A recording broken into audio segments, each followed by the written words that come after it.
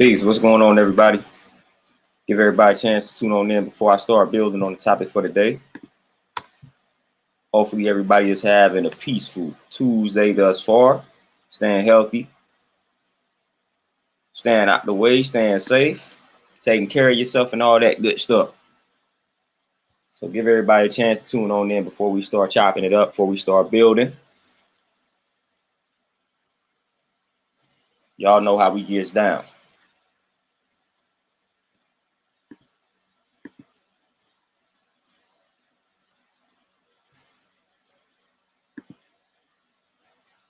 Nick, peace. What's going on with you, my brother? DJ Elmo, peace. What's going on with you?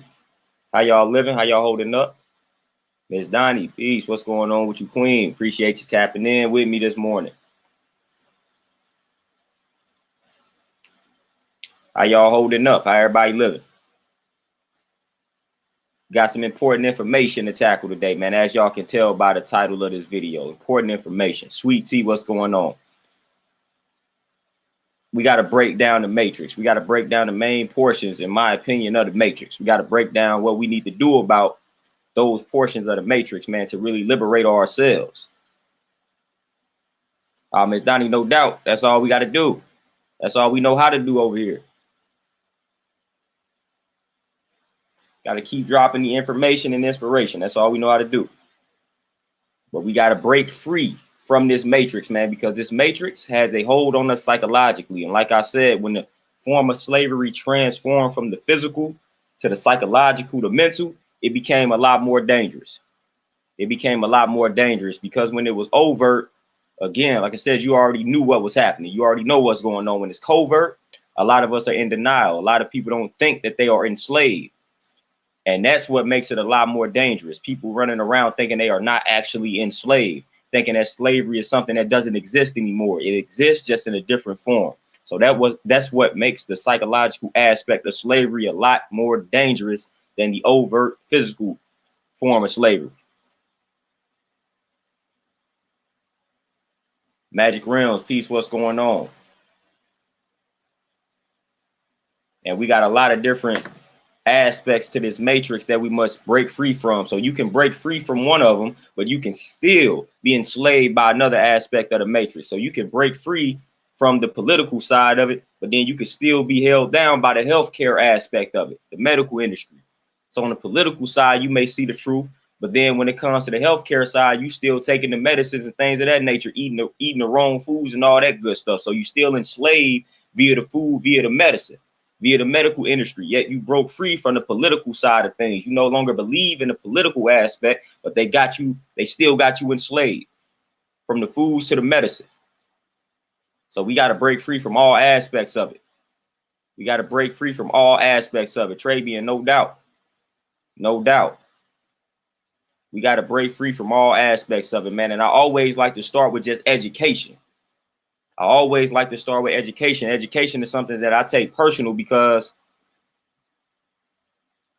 it's crazy you making videos on this and now my camera's starting to freeze up a little bit on me.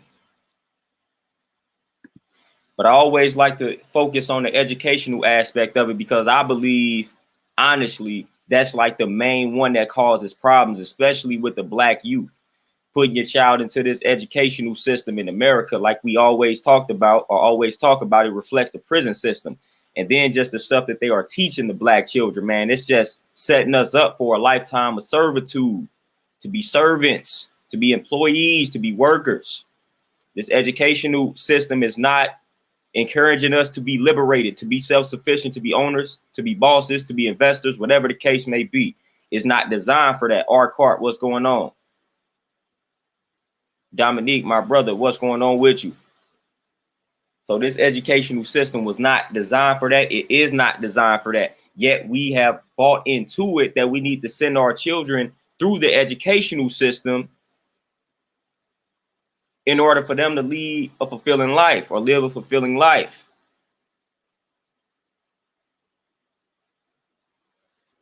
Snuggle 668. The question. All right, he asked a good question. What exactly are they teaching children that you say will hold them back? It's not what they are teaching them. That's part of it, but it's what they are not teaching the children that is holding them back. So that's the It's not what they teaching the children, it's what they are not teaching them. They are not teaching them a lot of things, especially the black youth. They're not teaching them the truth about themselves. They're not teaching a lot of truths in regards to just ownership, entrepreneurship, how to invest. It's a lot of things that they are not teaching the children. It's a lot of things that they are concealing outside of just the fabrication, man. Of course, we already know we can track history. We can track a lot of things that they are teaching historically that are just lies, myths, fabrications, whatever the case may be. We have a problem with that, but it's a lot of things that they are not teaching that need to be touched on in regards to the black youth. So the question is not what I think that they are teaching that's holding them back, it's what they are not teaching. So it's a lot of things that are not being taught in that school system, man. And then a lot of just unnecessary things are being taught. And like I said, we can find a jewel in a lot of them things, and a lot of the subjects that we deem unnecessary. We can definitely find jewels, but they should have a more practical curriculum. And they don't. They don't. So then we got to do, it's like you got to send them to the school system for 8-9 hours, and then you got to try to do your duty after you done worked all day, all night, whatever the case may be. And then you got to try to cram all the proper information in 1 or 2 hours. That's not fair.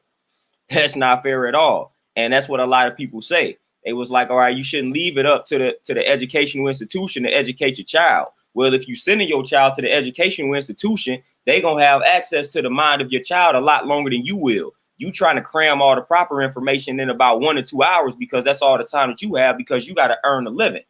You got to earn a living so you can support the family, so you can support the child. So you not just, realistically speaking, you're not going to have that much time to properly educate the child. The school system going to have them a lot longer than you will have them. And that's just science, man. If they got it for 8-9 hours a day and you only got it for 1 hour, man, that 8-9 hours going to override that little 1 or 2 hours that you got with them. So if we can't homeschool, then we need to create our own systems so we can teach the truth and teach what needs to be taught. Justin Green, what's going on? Beautiful Goddess Keys, peace. Lindell, peace. What's going on?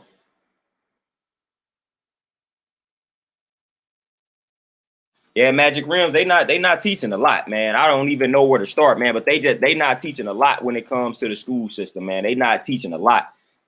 I mean, we can even go to things like self-defense, like we take PE classes, man, and we playing volleyball and things of that nature when we can be learning a martial art or something, man. Self-defense should be taught in schools, man.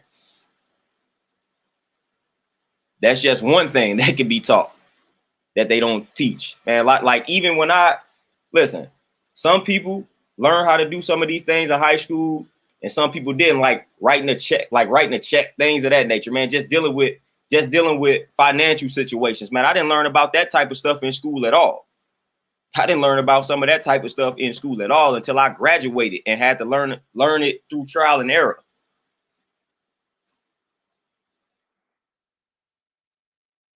So it's a lot that's missing from the educational system, man. It's a lot that's missing.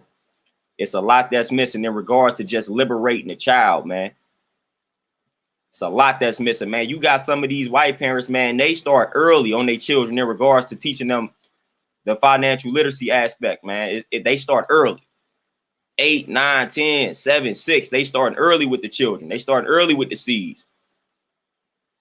They starting early with the seeds. And see, we put too much trust into this system. We put too much trust into this system. That's one thing that we got to stop doing. Like I said, if we're not creating our own, then we gotta stop trusting this system so hard to properly educate the child. We already know that the black child is in a disadvantage in this system. So we gotta work twice as hard to elevate the mind of that black child, to make sure that black child is on the path to success and greatness. We got to work extra hard. We got to work extra hard. We can't just send our children through the school system and expect for them to just turn out right and exact. We got to go extra hard to counter the fabrications, to counter the things that are not being taught that we feel like they should know. We got to go extra hard to counter that.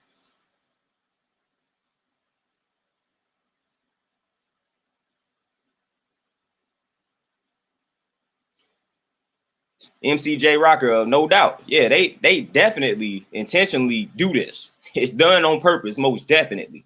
They most definitely don't want to set us up for success, set us up to take over, set us up to be self-sufficient. They definitely don't want to do that. So certain pieces of information they definitely gonna shield. They're gonna shield us from. Eli, what's going on? So they definitely do this on purpose. It's definitely done intentionally. It's definitely done intentionally, and you already know. You already know that the white schools, they learning a lot more. They're a lot more advanced when it comes to what's being taught in their systems, in their school systems. We already know it. Hence why they look at you sideways when you able to afford going to their private institutions. They not necessarily too fond of that. They like, wait a minute. It's like you an insider. Like they don't like that. They don't like that. They do not like when they see a black child being able to afford to live in their neighborhoods and go to their schools. They don't like that. And the kids there have been taught that by the parents and the grandparents. So that's why the kids in that black child that's able to, where the parents are able to afford to send that black child to the white schools in prestigious neighborhoods. Like that's why the children treat that black child differently, because they have been taught to. They have been taught to.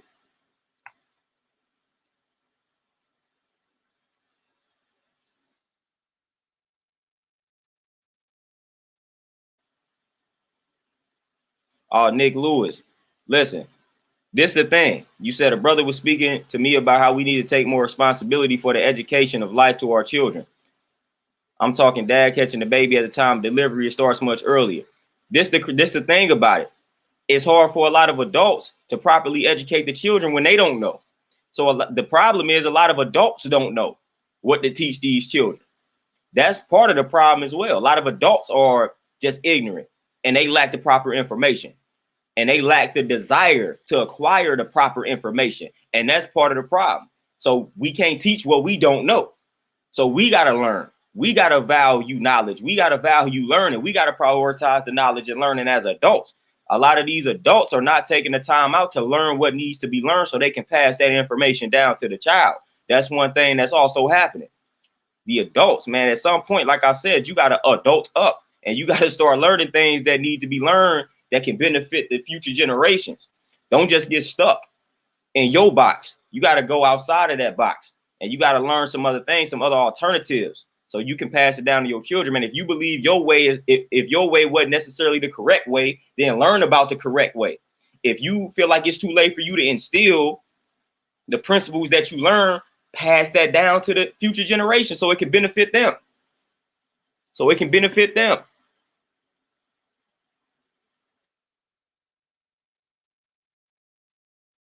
Magic Realms, when it comes to just uplifting the mind, anything dealing with like mental health, brain health, they not gonna really harp on that in schools like they should. And that's a neglected aspect of school too. We always talking about mental health, brain health. We always talking about that. But how many classes do you see these children going to pertaining to that? How many classes do you see the third graders and fourth graders going to that pertains to mental health and how to deal with it, how to deal with being bullied, how to deal with certain situations that we know that they're going to face in their everyday lives? How many classes do we have that's dealing with that, that's pertaining to that? Not many. I didn't have a class growing up that took my mental health into consideration. Didn't have a class for that. I didn't have a class that instructed me on how to deal with bullying. I didn't have a class for that. I ain't have not one class for that. We had a guidance counselor, but man, I ain't trust him.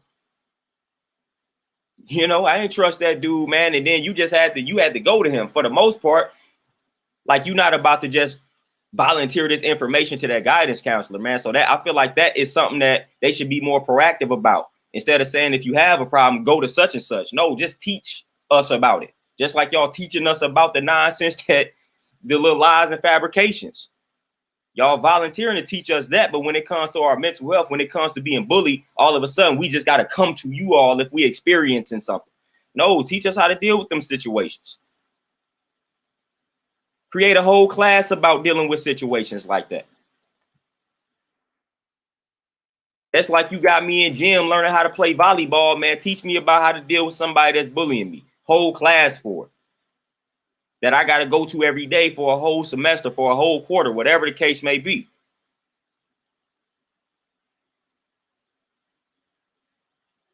Oh, Alonzo, you're going to feel great. Go ahead and get to the money. Vegan 14 days, that's light. I recommend doing it longer than that.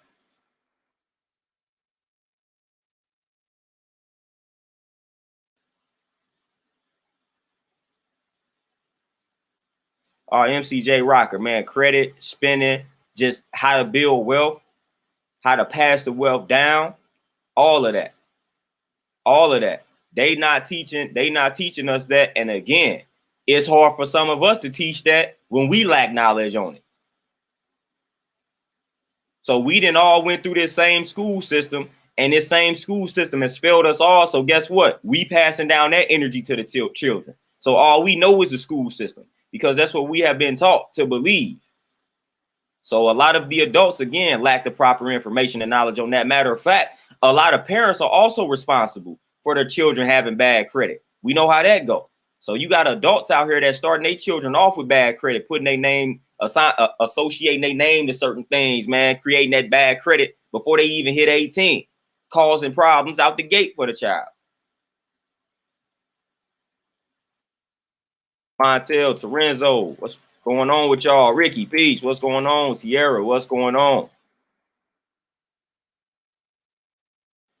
Oh, sweet tea, no doubt.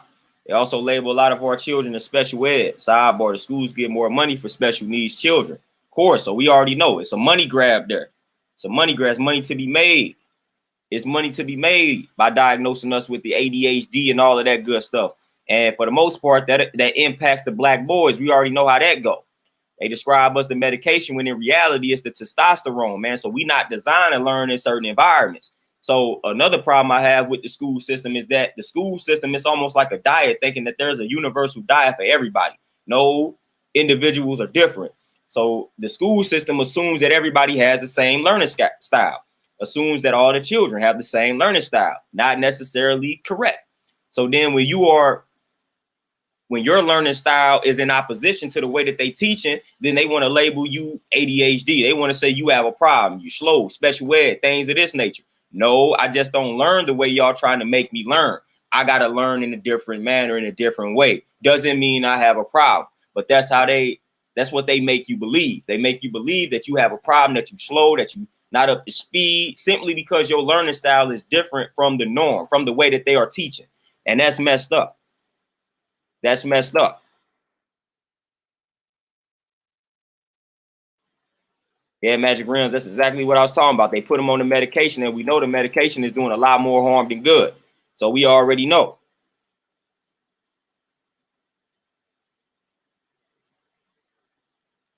Magic Rims, man, listen, my guidance counselor in elementary school was a funny dude. And y'all know what I mean by funny, man. I did not rock with dude, so I wasn't about to go to dude. I wasn't about to go to dude at all. Nigel, Peach, what's going on?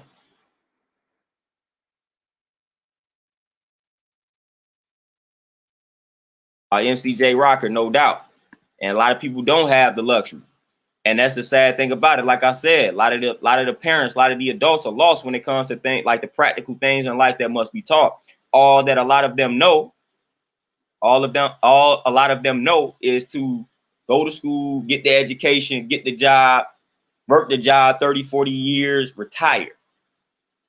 Well, sadly enough, like that's not where the world is headed, man. You're not about to be able to land that good job to where you can work it for a long time, then retire. And matter of fact, that shouldn't be the main objective in life. That just shouldn't be.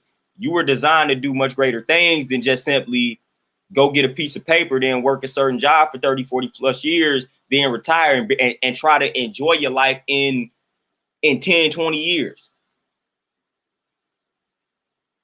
So you retiring in your 60s. So now you trying to do everything that you should have been trying to do in your 20s, 30s, and 40s. You trying to do it after your 60s, man. You trying to travel. You trying to do all these things. You trying to cram the excitement of life in 10, 20 years. In your 60s, 70s, and your 80s. That's when you trying to sit back and enjoy life now. Like, come on now.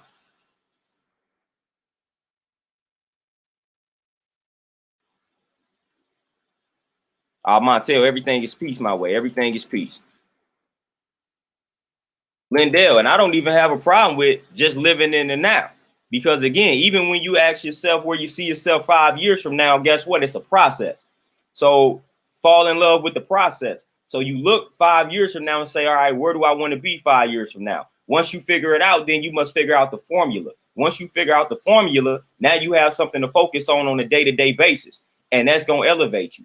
And that's going to propel you to that 5-year goal.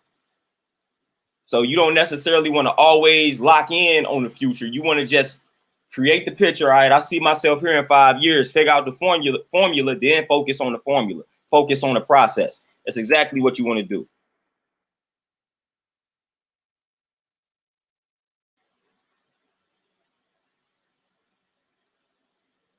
Dominique, no doubt. And being self-taught, what's it, autodidact?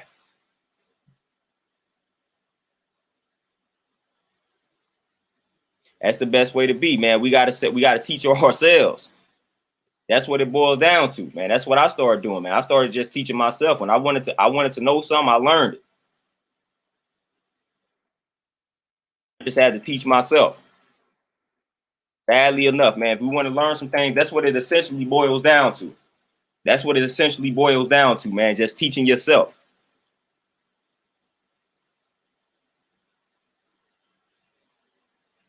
Magic rims, I already know.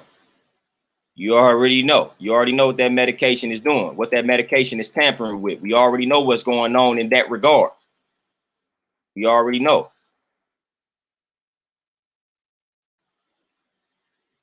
Yeah, Dominique, and that's what's crazy about it, man. That's what I'm talking about. We don't have any courses, we don't have any classes that's dedicated to how to deal with bullying. Again, self-defense and things of that nature, man. Just teaching people how to defend themselves and protect themselves. Instead, you might get suspended if you retaliate. You might get a suspension. You retaliated, man. You beat the bully kept pressing you for years. You finally retaliated, and you were suppressing it for so long. So the retaliation ain't gonna necessarily be pleasant. You're gonna probably almost kill the person when you retaliate. Now you suspended, expelled, and all that good stuff because they don't have a course on how to deal with bullying. They're not teaching you anything about it.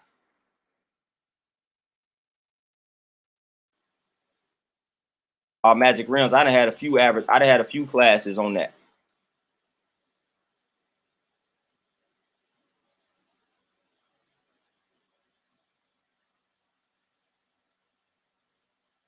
Montel definitely changed my life, man. There's self-learning, self-learning.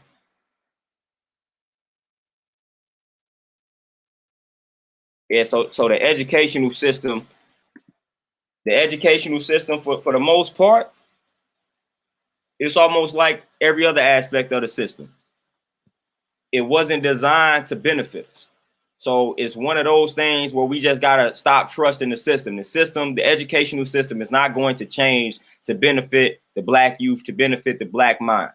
When it comes to that, now it's up to us to either A, create our own system, or B, we homeschool and we just become more in control in teaching our children what needs to be learned. And those are the options that we have. Those are the options that we have. I feel like more black parents should aim to homeschool if they can, or find someone that's trusted, that's already doing it. Because we got to remove our children from the school system, man. We just got to do it. We got to do it. We got to find a way to do it. We have got to find a way to do it. Because the school system has been holding us back, holding us down for years, holding us back and holding us down for years. And there's really nothing that we can do about the actual system that already exists, because again, it's not going to change. We're not going to destroy it. We're not going to destroy the educational system that exists. And it's not just going to necessarily refine itself to where it benefits the black mind and it teaches that black mind how to liberate itself and how to be self-sufficient. That's not going to happen, because that'll equal the playing field. That'll even out the playing field in regards to power. And we know that they don't like to operate like that. So that's something that we got to take control of. That's on us. Us.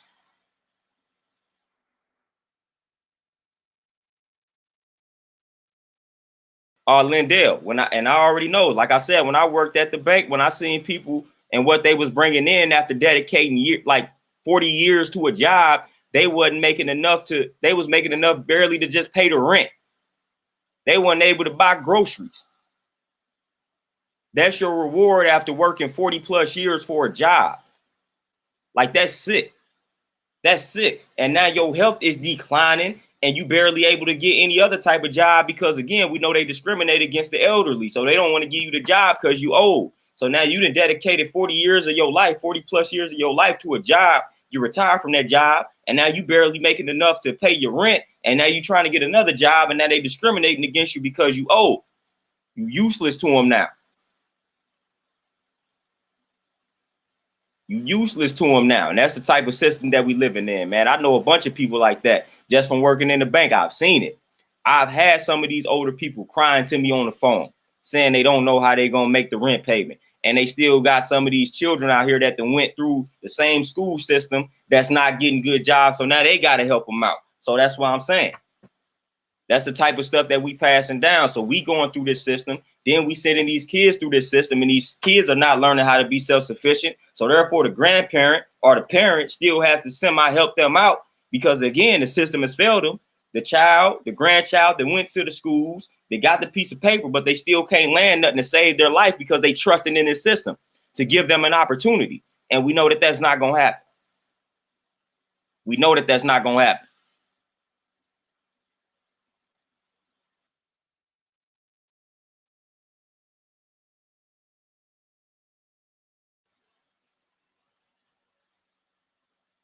Yeah, Dominique, no doubt, man. That's why I'm striving to just make an impact in people's lives, man. I can't be one of the ones, man. He worked for such and such bank for 40 years and that was his life. Nah, man, I got more of a purpose than that. Got more of a purpose than that. I'm not finna just dedicate all them years of my life to a corporation. And that's essentially what you start doing, man, because that's what I was doing. Sun up to sundown. I'm dedicating my life to this corporation, barely having time to myself. Barely having time to do anything else, like barely having time to do anything of significance that I actually want to do, that I feel like fulfills my purpose. Magic rims. People are dying, literally. These jobs are literally killing people. Literally. The jobs are literally killing people. A lot of people be having these diseases and these ailments and they try to figure out the root cause. A lot of it is the stress from the job, the stress from the corporate world, whether it be dealing with customers or dealing with the actual job, the workers, the bosses, the managers, the supervisors. Like that causes a form of stress. That causes stress. And that causes disease. So a lot of these ailments and diseases that we dealing with to this day caused by our jobs. And a lot of people don't understand that, man. So a lot of people right now are dying simply because they on a job right now that they hate. They on a job right now. They may not even hate the job. The job is just too stressful though. It's a high stress job and it's literally killing them. Wondering why they stand sick all the time. Wondering why they lack energy. Wondering why they don't feel good. It's the job. You're going into this job, man, from sun up to sundown, and it's a stressful job. The job is encouraging you to multitask every day, all day. Man, that's stressful. That's stressful. You dealing with people and their problems all day, every day. It's stressful. It's stressful. DJ Elmo, 100% agree with you. 100% agree.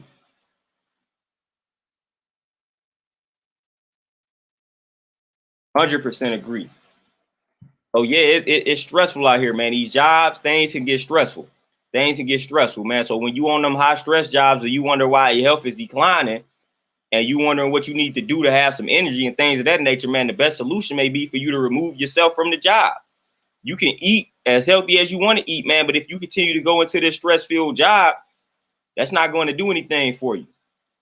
In order for you to truly reverse disease or prevent disease, man, you need to be in stress-free environments, or you need to minimize the stress. You cannot be in a high-stress environment talking about being healthy. It's almost like an oxymoron, man. It's hard. It's hard to be in a high-stress environment, yet still be healthy and reaching that optimal state of health. It's hard. Hard to be highly stressed out and be healthy at the same time. Let me repeat that. It's hard to be highly stressed out consistently and be healthy. That's hard.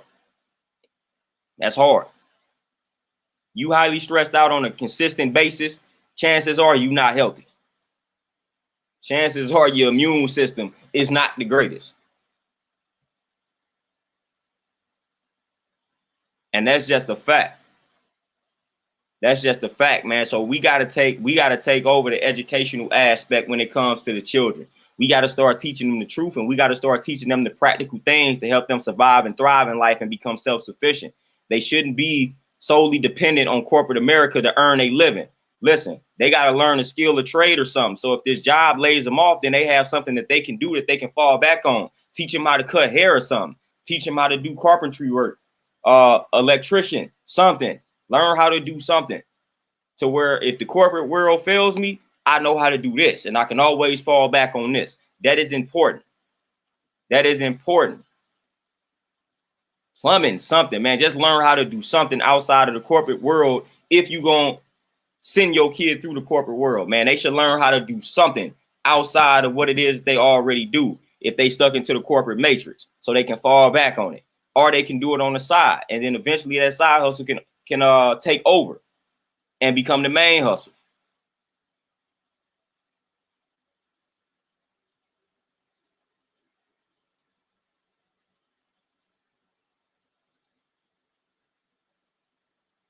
Justin Green, as we always say, that babies are the greatest.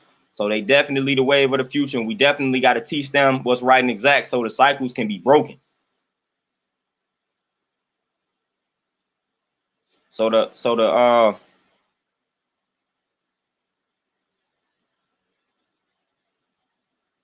uniquely Amani, what you do in the bank, man? Because I was pretty much basically like an assistant manager there. So I went from like teller to like assistant manager type deal. I recommend getting behind the scenes. If I would have stayed in banking, I would have got behind the scenes. I don't know if you like personal banker, if you dealing with the customers face to face, or if you behind the scenes. But I work on getting behind the scenes. That was the less stressful aspect of banking, in my opinion. So if I would have stayed in banking, my objective was to get behind the scenes. Couldn't keep dealing with the customers. Could not keep dealing with them. That wasn't gonna work. Wasn't gonna work.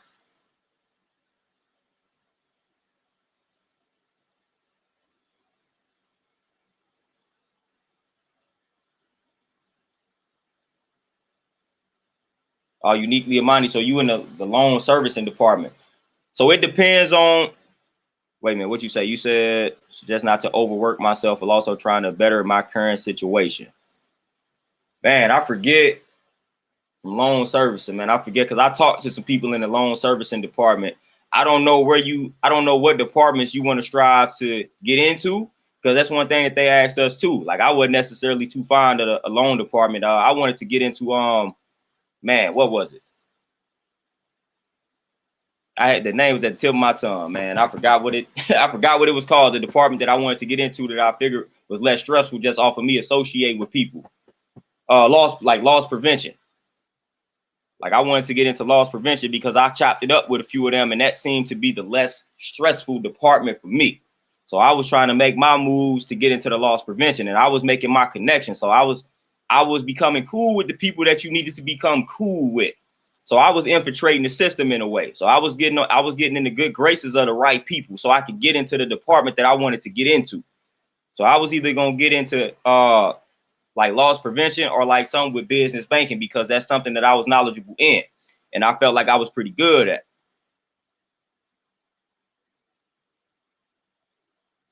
So everybody is different when it comes to like the banking industry. Some people wanted to be the branch manager. I didn't want to do that. I wanted to get behind the scenes. I'd rather do something with like loss prevention and things of that nature, try to work my way up. But again, I also faced some discrimination as well.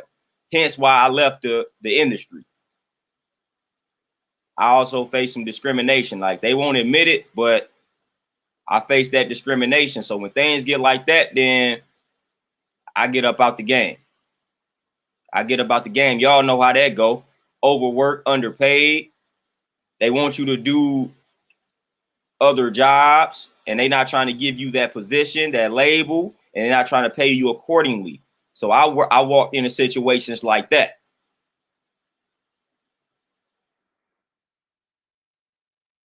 But for Uniquely Amani, man, I just kind of figure out, like you said, your 5-year plan. Like, where do you want to get in 5 years in the banking industry? And then who do you need to connect? Like, who are the people that you need to connect with in order to make that happen? Like, that's the advice I was given. That's the advice I was given. They was like, find somebody that's in that position that you feel like you would thrive in, or that you feel like you would like to have, and then just kind of shadow that person and see what they are doing and see how they move and things of that nature, and then just connect with them. That's kind of what I was doing. But then some other opportunities came my way and I took them, and then I just exited the industry. But I was actually on a decent path until they started acting crazy and discriminating. Because I was, like, year after year, I was constantly moving up the ladder.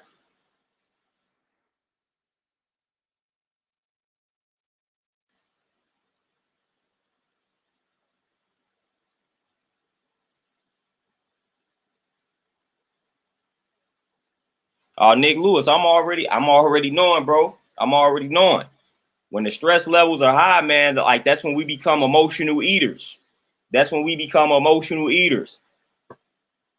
We don't understand what's happening. We don't really understand the multitude of different ways these jobs are killing us. And that's something that you just got to evaluate. That's something that you just got to evaluate, man. You just got to really evaluate the job, the pros and the cons, man. Is this job really adding on to my health, or is it subtracting from my health? Like, you just got to seriously ask yourself that question, and you got to reach a conclusion. If the conclusion is this particular job is subtracting from my health, then you got to make your move. You got to make your move, because your health is more important. If you work in this job and this job is essentially killing you, what good is this job going to be to you in 10 years when you had that heart attack or that stroke? Because that's what's going to happen. That's what stress is going to lead to. That's what stress is going to lead to. If you keep allowing that job, that high stress job, to tear you down, stroke, heart attack just waiting to happen. It's just a matter of when it's going to happen.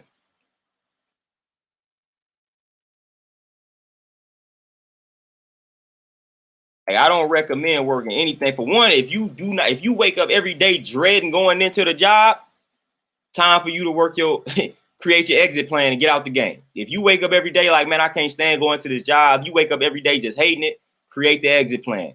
Exit plan. It's time for you to get out the game. It's time for you to get out the game. Time for you to get out the game. Terenzo, that's exactly what it is. It's time for you to get out the game 100%. If you wake up every day and you dread going in, like, just the thought of your job is zapping your energy, time to make your move. Time to get out the game. No questions asked. You do not need anything that's doing that to you. You don't need it. That's not going to end well for you. It's going to end with, like, the corporation, it ain't going to matter. If you drop dead, if you had a stroke or a heart attack, they going to move on. They going to replace you. But you can't replace your health. You had that stroke, that heart attack, and it takes you out the game, that's a done deal.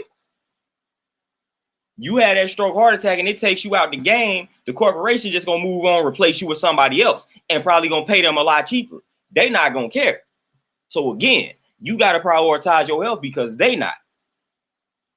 Solo T40, what's going on?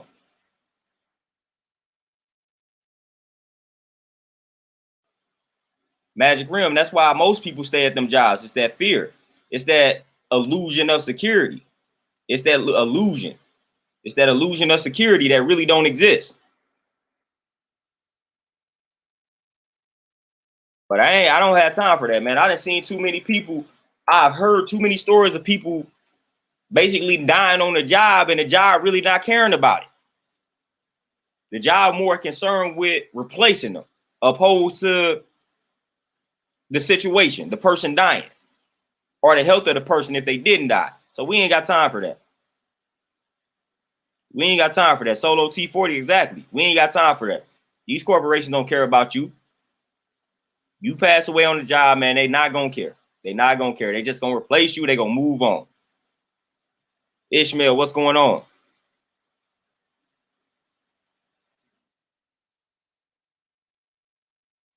They gonna replace you and they gonna move on.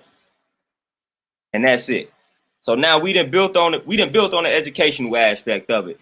Now we can transition over to politics. We didn't talk about politics a lot of times on this particular channel. We already know. We already know the nonsense that's out here on the political side of things.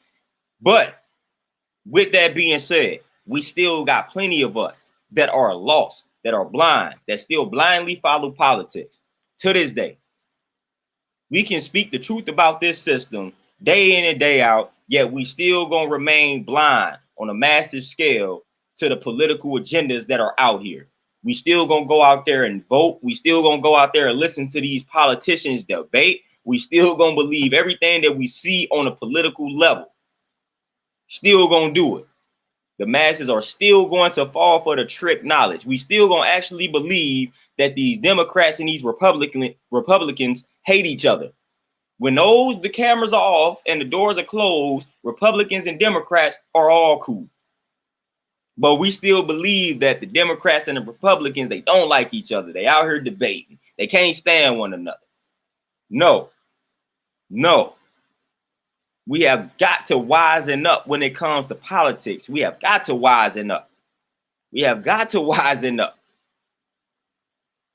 Y'all notice since the whole pretty much selection, since the selection is pretty much over, y'all notice that we don't have a lot of political scientists on these social media platforms anymore. Now, when the selection was going on, we had a lot of political scientists on social media, letting you know why you should be voting, letting you know all the information on Trump, Biden, all that.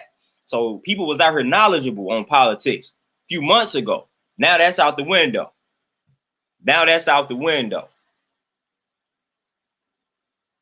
Now we out here talking about a bunch of nonsense. I'm seeing things where people talking about Gorilla Glue and all that. So now we back to talking about a bunch of nonsense, a bunch of things that are out here trending. That's what we doing now. But just a few months ago, everybody was hip to politics and everybody was teaching everybody about politics during the whole selection process. Now nobody is discussing politics. We talking about whatever's trending. We talking about whatever is popular. That's what we doing.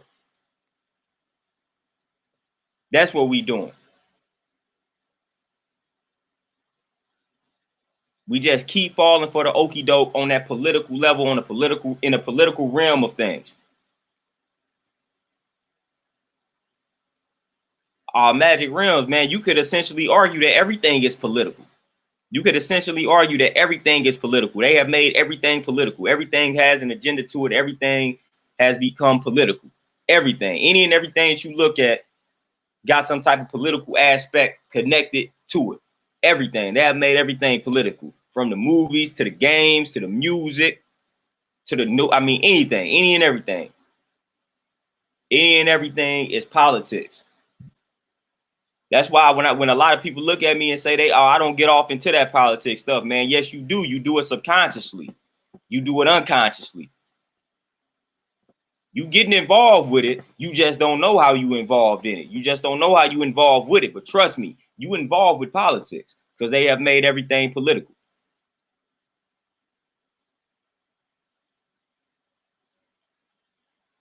DJ Helmo, no doubt.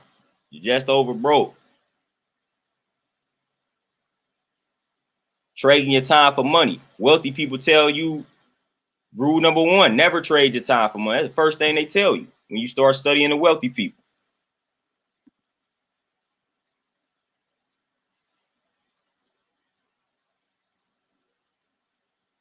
But yeah, like I said, everything is politics, or so they have made everything political. And it's up to you to really decipher what the actual agenda is. It's up to you to decipher what the agenda is. And again, you want to stop trusting anybody that's labeled a politician. And we've done that a lot over the years, man. We have done that a lot over the years, letting our guards down just because somebody is labeled a Democrat, just because people are receiving oral sex in the White House. Y'all know we talking about Bill Clinton. Bill Clinton was trash, man, but we said he was the first black president because he received some oral sex in the Oval Office in the White House. Bill Clinton was probably more wicked than Donald Trump, and that ain't even far-fetched. I ain't even gonna say probably he was. His history is more wicked than Donald Trump. But again, we don't know that. We don't want to believe that. Bill Clinton was out here was out here raping, molesting women, having sex with underage girls and things of that nature, man, and then threatening them and all of that, man, trying to silence them, all type of nonsense. And Hillary was in on all of that. So again, their history is more wicked than Trump, but they made Trump the boogeyman. They made Trump the boogeyman. They made black folks worship Bill Clinton when really he was worse than Trump. He is worse than Trump, him and Hillary. But y'all feared Trump though. Trump was the boogeyman. Y'all hated Trump.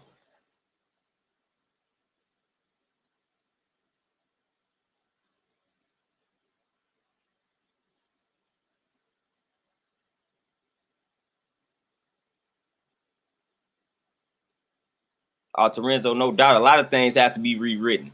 A lot of things.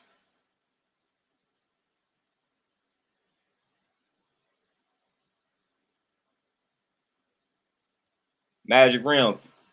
People are definitely mindless robots. Like I said, just like I was even talking about Bill Clinton. Like I said, man, if you mention that to the average black person, man, they gonna look at you like you crazy. If I tell the average black person that was around during that era that, hey, Bill Clinton, Hillary Clinton, worse than Donald Trump, they gonna look at me like I'm crazy, like I'm a fool. Then when you give them the evidence, then they not gonna really believe it. They not gonna believe it at that point. But y'all can just easily do the knowledge to that. Bill Clinton was a savage out here when it came to the treatment of women. Savage. And that's one of the things that they was getting on Donald Trump about, which is why I bring it up. They was getting on Donald Trump about some remarks he made in regards to women and things of that nature. It don't get worse than what Bill Clinton was on, historically speaking, in regards to his treatment of women.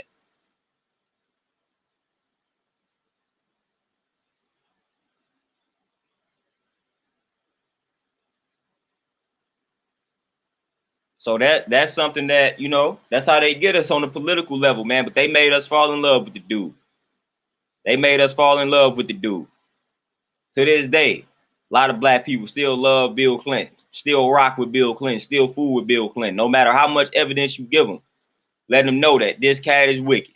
This cat was wicked. Cat was a savage. Dude was a savage. No matter how much evidence you present them with, they still gonna rock with Bill Clinton. That's the type of society that we are in. That's the way politics has a grip on us.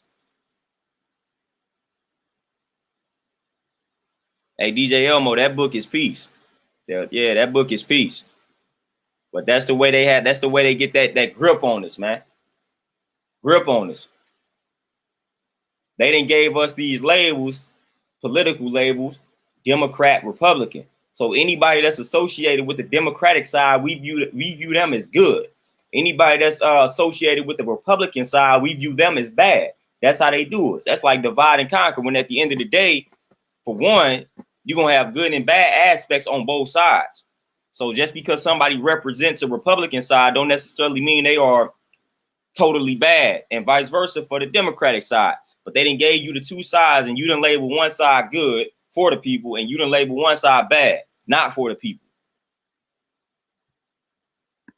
That's what we have done on the political side, man. They always making you choose sides. So anytime that they make you choose sides for something, they're gonna create that conflict, they're gonna create that tension. And that's what they continue to do. To the point where if you talk bad about the other side, then somebody automatically feels like you are for the other side. So if I say something bad about somebody that's Democratic, then somebody gonna automatically label me a Republican or something like that. That's the way we are wired. That's the way we are geared. That's the way politics has a grip on us psychologically. And it's destroying us. It's destroying us. Politics is destroying us, man. Every 4 years, same old song and dance, and we fall for it. Same old song and dance, and we fall for it. No questions asked. No questions asked. And we wonder why things are not changing. Because again, this is part of that matrix. And this is one of the pieces of the matrix where they get us. They get us every 4 years. And then after the political side, the political aspect, we got healthcare. Y'all know I can really build on healthcare because, again, that's part of my field. That's what I do. I'm into that. The healthcare, I don't even really know where to start when it comes to that, in regards to the foods that they feeding us, man, the medication and all of that good stuff, man. When it comes to healthcare, man, that might be the most destructive form of the matrix, because we gotta eat. You know what I mean? Like, we gotta eat. We gonna eat. So if we continue to gravitate towards the foods that they have laced with all type of poisons, all type of additives, all type of things that are destroying us, they really getting us, man. They really getting us.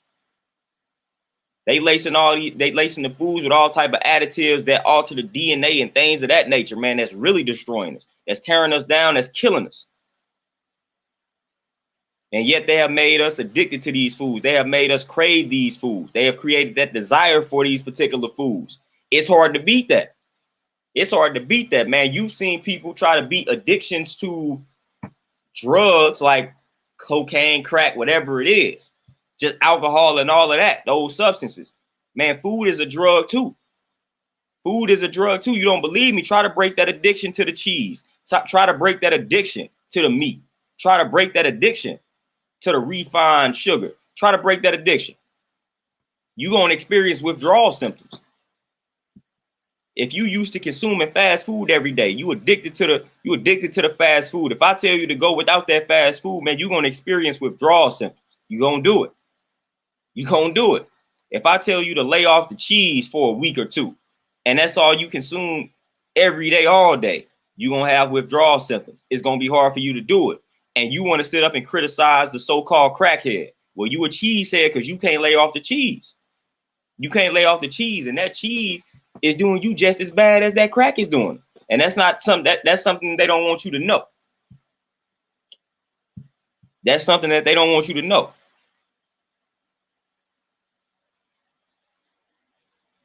Oh, magic rims. We already know what the heavy metals and the genetically modified foods, the GMOs. We already know. And then even just the preparation, the way we cook the food, releases certain chemicals that's polluting the air, that's tearing us up. So even just the preparation in regards to how we cook some of the food is making things worse. Grilling the food, frying the food, making everything worse, making something that's already toxic more toxic. So not only is the food already packaged in a toxic manner, then we cook it in a way that makes it more toxic.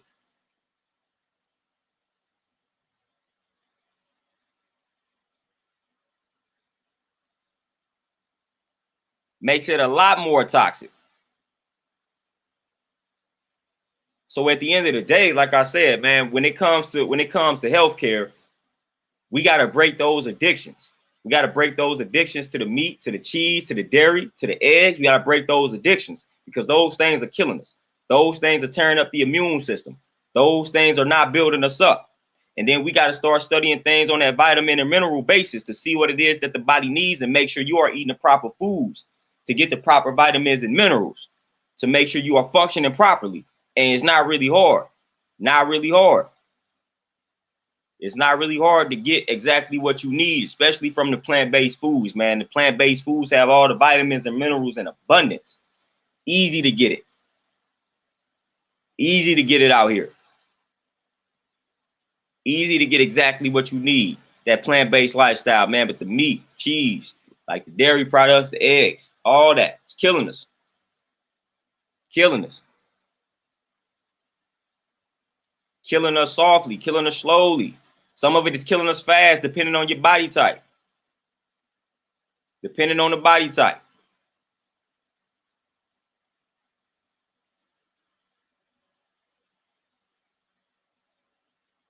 DJ Elmo, man, it's a lot of alternatives to the cheese out here. But nutritional yeast is good, especially for vitamin B12, because vitamin B12 is something that we tend to lack. So vitamin B12 is something that we need. Nutritional yeast has a nice amount of it.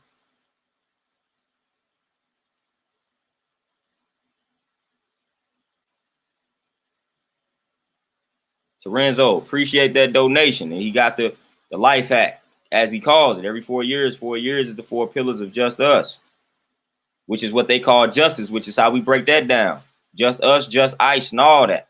And the 4 pillars is, which 4 elements of nature, and the center is light, and behind it is darkness. Darkness is what's being used against us. Darkness is what's being used against us, and we can turn that darkness around in our favor.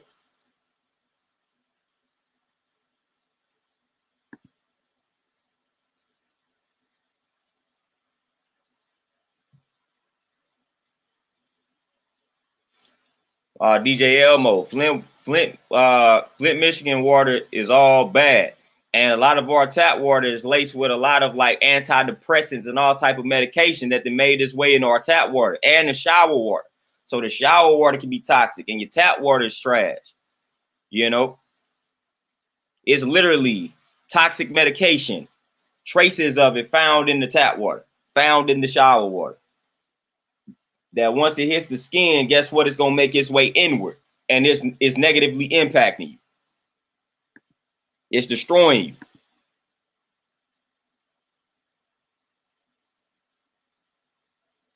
Oh, Justin, man, you got it.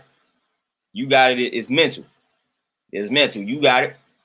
It ain't gonna be hard for you to get rid of the cheese. Just do it. Once you think it's gonna be hard, then you created that reality. So you gotta just tell yourself it's gonna be easy. It's simple. I'm gonna just get rid of this cheese.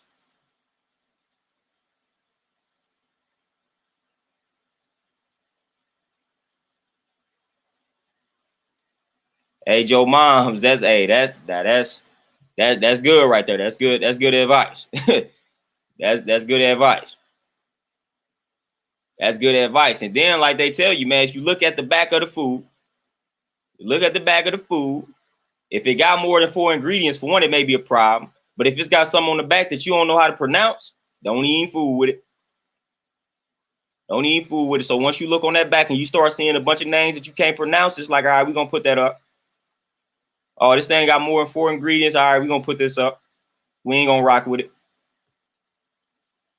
We ain't gonna rock with it.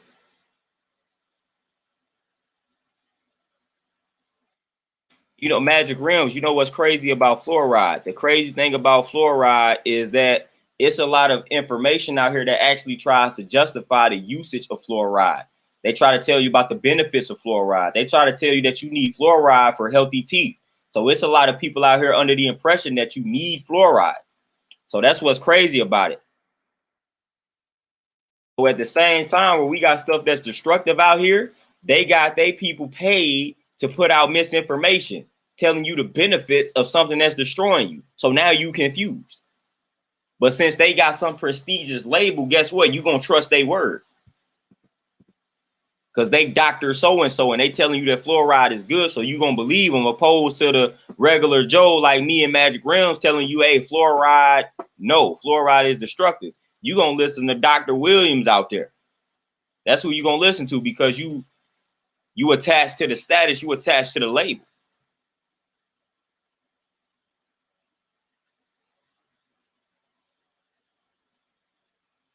DJ Elmo, yeah, heavy metal exposure, detoxing with chlorella and cilantro, both good. Then also studies indicate that increasing your fiber intake helps with detoxing from heavy metals, helps rid the body of the heavy metals. So increasing your fiber intake.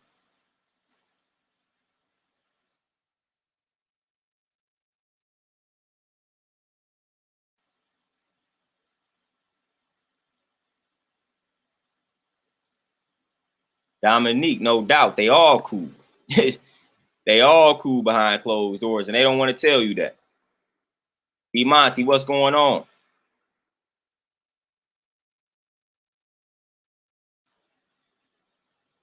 Dominique, you know what's funny? You know what's funny? I got a book that talks about the Clintons, that talks about Bill and Hillary, and it's a chapter in that book referred to as Orgy Island. It's a chapter in this book that I have about the Clintons. One of the chapters is called Orgy Island, and I'm gonna let y'all put 2 and 2 together in regards to that.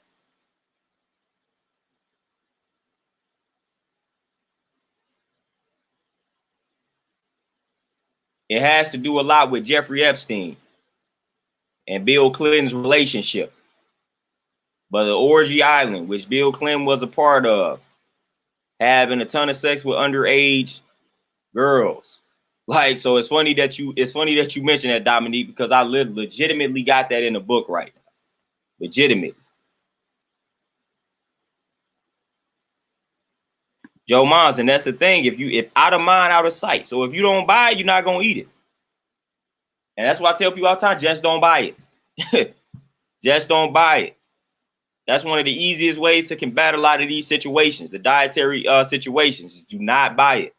Out of sight, out of mind.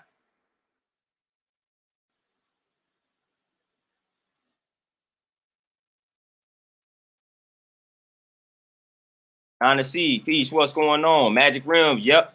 The name of the book is called The Clintons' War on Women. The Clintons' War on Women. That's the name of the book, but it's a chapter in that book referred to as Orgy Island. Jeffrey Epstein, Bill Clinton, their relationship when they was out here having sex with a bunch of underage girls. So it's like it's like they had people out here riding with Hillary, riding for Hillary. She was in on all of that. She was actually the muscle behind trying to silence some of the women that Bill Clinton was out here groping and molesting and raping and all of that. She was the muscle behind silencing. She was the straight muscle. But people was out here, women were out here riding for Hillary. Crazy. If y'all really do the knowledge to hit that stuff, crazy. All right, that stuff crazy.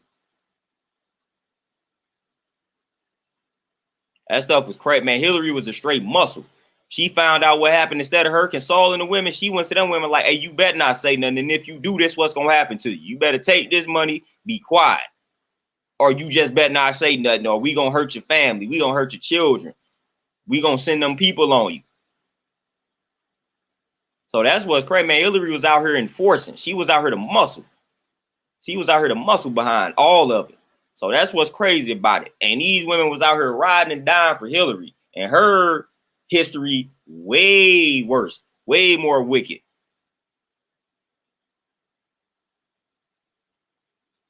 Way more wicked. Antoinette, Queen, what's going on with you? Magic Rims, man. And listen, before I did the knowledge to this book, I already knew that most politicians, most presidents and all of that was in on that type of stuff. I already knew it. But just to read it, just kind of firsthand, man, was like, wow, wow. Then you can get into things like Bohemian Grove and all of that good stuff, man. But it was crazy. Matter of fact, what was even more crazy, it's another chapter in the book that talks about, we already know the CIA involvement with drugs and things of that nature. So they was talking about Bill Clinton being addicted to crack and just being behind drug smuggling. And they was talking about, what was it, man? I forget the name. I know one of the names was like Don Ivy, some little kids, some little dudes that were like mysteriously murdered. They called it an accident, but they believed that they was like in on smuggling drugs. And I don't know, they was probably about to do something that tipped the wrong people off. So somebody had to assassinate them. Somebody had to assassinate a man, but the whole situation behind the smuggling of drugs was like crazy in this particular book that I'm reading. It was crazy because everybody that was associated with that particular incident that had happened, they started mysteriously dying. So everybody that had information that could have exposed what really went down started dying, and the friends of the people started dying. So that's the stuff that they be on. That's the stuff that they be on, man. So we got to watch how we move. Got to watch how we move.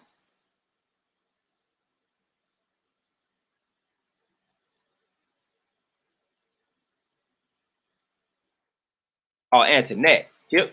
Hillary had most people fooled. I was seeing right there, man, I ain't trust Hillary. I ain't fool with Bill. But see, I was young when Bill was the president, so I had to get this knowledge later in life. And I got this knowledge later in life. And I'm telling you, Hillary, Bill, they some wicked individuals. I'll probably listen just off of studying history. Both of them wicked, but man, I'd rather Trump than any of the Clintons. Man, them cats wicked, wicked. But had us all fooled, had everybody saying, "Oh, Hillary, first woman president," like they was finna straight ride for that. Like that was actually gonna make the world a better place, man. Y'all do not know the half. Do not know the half.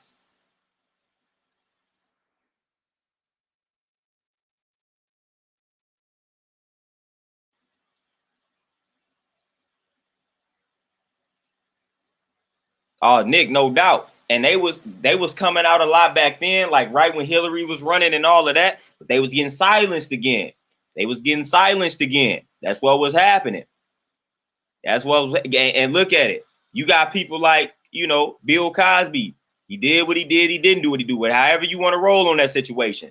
But you got cats out here like Bill Clinton that did worse than anything they accused Bill Cosby of doing. And where Bill Clinton at? Where Hillary Clinton at?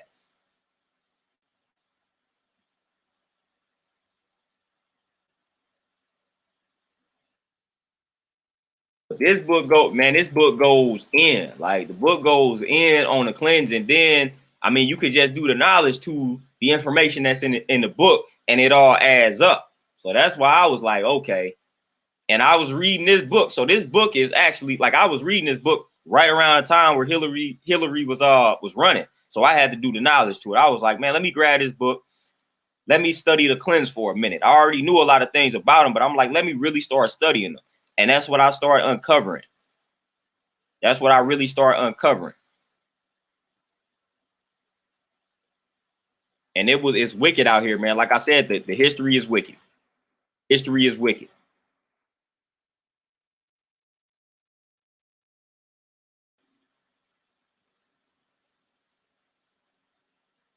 Oh, D Monty, yeah, they don't want the bones to come out at all. They don't want the bones to come out at all when we talking about politics, when we talking about any form of the matrix. They do not want the bones to come out. They do not want but they will take aggressive measures to keep them skeletons in the closet, as the Clintons did, as they did. They killing people. Man, you know too much about this particular situation. You a threat. We got to take you out the game. We got to kill you. And that's what was happening. That's what was happening. That's if you had some information in regards to one of the cover-ups, they was gonna they was gonna threaten you. If they felt like that didn't work, then they had to kill you. They was gonna take you out the game. Like this is stuff that you see in movies, but again, movies become a reflection of reality. So this stuff actually happens in real life. Hence why they able to make movies on it in the first place.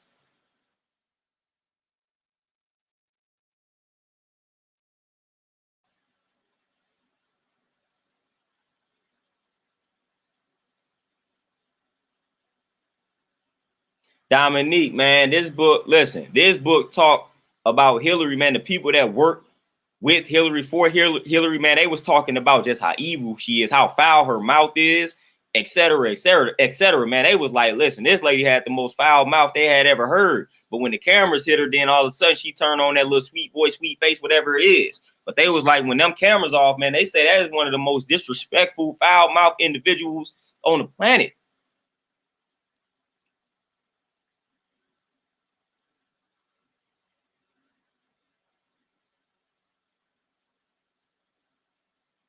Yeah, Joe, I'm hip. I did the knowledge of that too. People that needed it never got it, and that's how it tends to work. That's how it tends to work. Yeah, Nick, she a different breed of evil, and everybody was putting their trust in her. Different breed of evil. Terenzo, hey, Scandal. I definitely broke Scandal down. I haven't peeped House of Cards yet. Haven't peeped that one yet. Gotta get on that. But it's a lot of those little series and shows that be really dropping the knowledge on what's going on and what has went on. But Scandal, yeah, I did the knowledge of Scandal though. You can even another good one. How to Get Away with Murder. Boy, they letting you know right out the gate how some of these politicians be legitimately getting away with murder.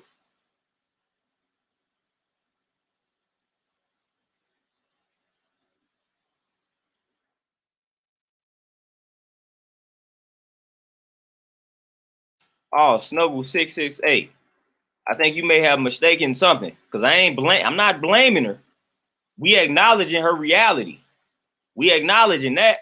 And the only reason we must acknowledge it is because they have concealed it. They have covered it up. So a lot of this information that we're talking about is hard for people to find the actual truth because they have done a good job of covering it up. So the people that's following her, they are following her because a lot of them don't have this information. So in a sense, we can say that. But also, in the next breath, we must also acknowledge that a lot of this information has been covered up. So a lot of the things that I'm talking about, if you go research it, then they're gonna give you some wonderful description as to why that is a lie, as to why what I'm saying is a lie, because it was covered up. So they done a fabulous job of covering up a lot of these things, a lot of these incidences. So at the end of the day, yeah, it's people that's following her that shouldn't be following her, but like I said, they have done a good job of covering up a lot of what has happened.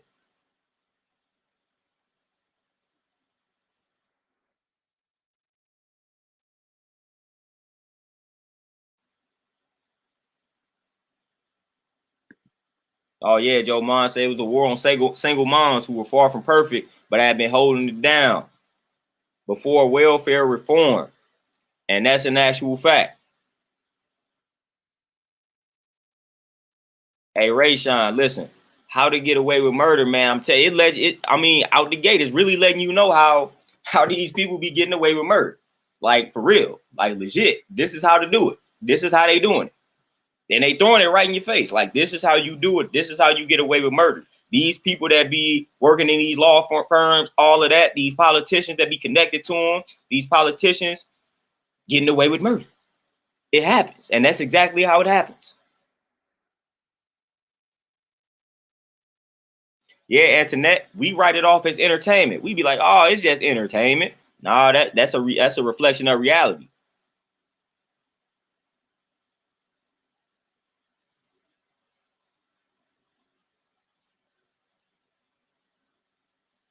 Oh, Magic Realms, yeah, Metal Gear Solid, Assassin's Creed. It's a bunch of man. Listen, there's a bunch of them games, especially back in the day, that let you know something about reality.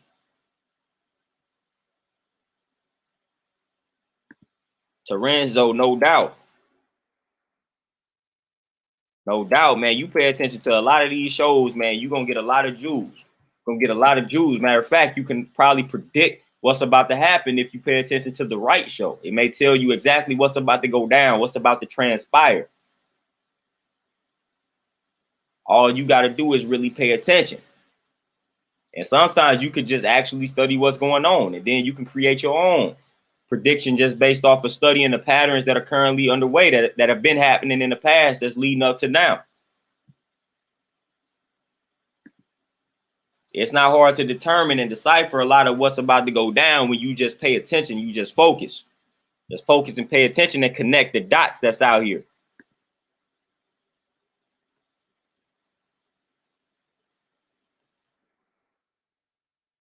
But we really gotta start thoroughly breaking down these individuals, man. We gotta stop putting our trust into individuals simply because they gave us a boogeyman and we accepted this person as boogeyman. So anybody that's in opposition to this boogeyman must be good for us. Can't do that, man. We can't fall for it like that. We can't go out like that.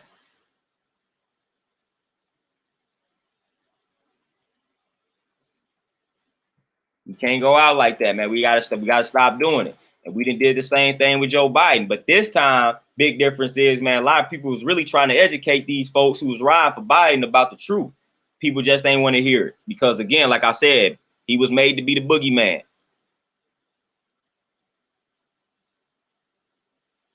Antoinette, crazy that you mentioned that show. I just started to watch that show. Because I was like, man, let me watch this because it might be something in here that I need to pay attention to. I actually just started watching that. I actually just started watching that show to kind of decipher what's going on in that particular show.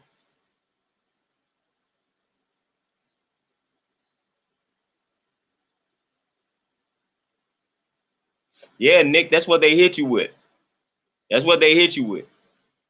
And it's crazy because, all right, so, you know, when you start when that was happening, and we brought up the history about Hillary and things of that nature, they was like, man, people can change. But then if you say that about Donald Trump, people can change. They like, nope. But then when it came to the wicked history of the Clintons, all of a sudden now it's people can change. Or Joe Biden, now all of a sudden it's people can change. But if you said the same thing about Donald Trump, people can change, they're gonna be like, nope, no, he ain't. No, he can't. Dude wicked, dude crazy. So y'all think these other folks can change, but then dude can't change. So that don't make any sense. You contradicting yourself. You contradicting yourself. And again, you caught up in the matrix. Once you begin to contradict yourself, you caught up in that matrix. The matrix got a hold on you. It's got you by the throat. Caught up in the matrix. Caught up in the matrix. We ain't caught up in the matrix around here, man. I'm analyzing both sides. I'm gonna see the wickedness in this person. I'm gonna see the wickedness in that person. I ain't finna say, oh, this person wicked, so this person by default, since he going against what's wicked, must be good, must be righteous. Don't work like that. Don't work like that.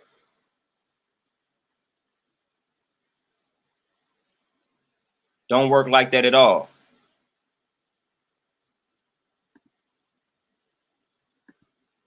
So we got to break free from this matrix, man, especially on a political aspect, educational aspect, and a healthcare aspect, man. It's just, we just got to break free. Got to break free, man. They know they using food as a weapon. They using food as a big time weapon. Food is now a weapon. It's a weapon of mass destruction. It's a genocidal weapon. Food. Food. Genocidal weapon, man. And we didn't even listen. We didn't been on education, politics, healthcare. We ain't even hit on media and religion and how they getting us with both of those. But we semi-touched on media by talking about politics. So we know how they get us through the media. We know the images that they show and depict of us in the media that leads to this incorrect perspective that we have towards ourselves and towards people that look like us. So we already know how the media is a weapon of mass destruction. We already know how they use that media as a tool. But see, the media can also be a good tool when you learn how to decipher what's within the media. So when you learn how to decipher what's within the media, like we just talked about, you're able to really kind of decode things and figure out what's about to happen if you pay attention to it the correct way. But if you write these things off as mere entertainment, then it's going to go right over your head.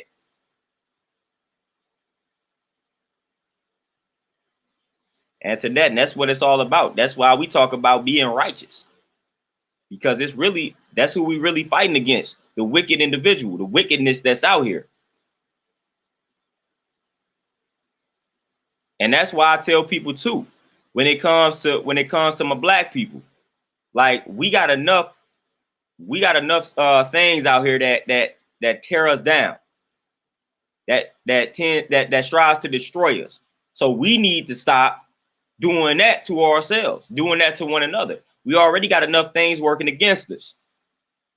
All of these things that I'm mentioning in this video are working against black people. Everything. Education, politics, healthcare, media, religion. All of these things are weapons meant to keep us in a certain state. So they working against us, creating that division, dividing and conquering. So we got enough things that's working against us. We got enough things that are designed just to keep us oppressed, enslaved psychologically. So we need not to add to that.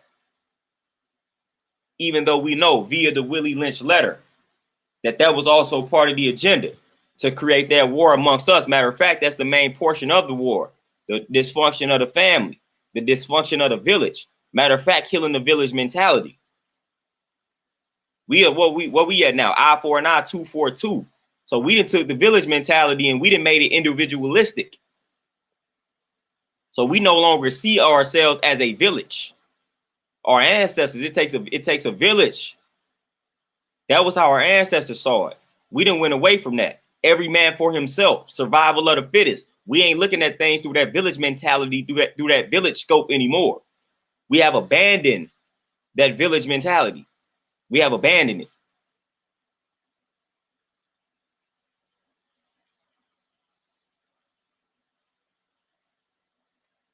Oh, Ray Shine, listen.